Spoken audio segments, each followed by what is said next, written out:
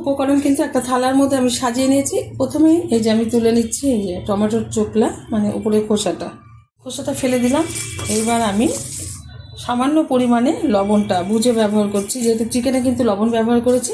প্রথমেই আমি ভালোভাবে এই যে আধ ভাঙা মতো করে নিচ্ছি রসুন ভাজাগুলো, যেগুলি রসুন আমি ভেজে রেখেছিলাম। আর সাথে কিন্তু এই যে 2 রকমের লঙ্কাও ডলে নিচ্ছি খুব ভালোভাবে, শুকনো লঙ্কা আর কাঁচা লঙ্কা যেটা ভেজে নিয়েছিলাম, ভালোভাবে আধ ভাঙা মতো করে নিয়েছি। এবার পেঁয়াজের বেরেস্তাটা মিশিয়ে নিচ্ছি। এবার টমেটোটা খুব ভালোভাবে ডলে নিচ্ছি। ভালোভাবে টমেটোটা কিন্তু এই যে আমি ডলে নিয়েছি। এখন আমি চিকেনটা ভালোভাবে আবারও ডলে নেব। ভালোভাবে ভাজা চিকেনটা এই যে ডলে নেওয়ার পর এরকম হয়েছে। এখন দিয়ে দেবো কুচিয়ে রাখা কিছুটা ধনে পাতা।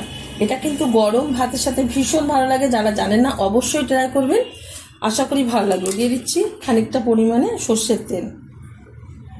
এবার খুব ভালোভাবে সবগুলো উপকরণ হাত দিয়ে মেখে নেব।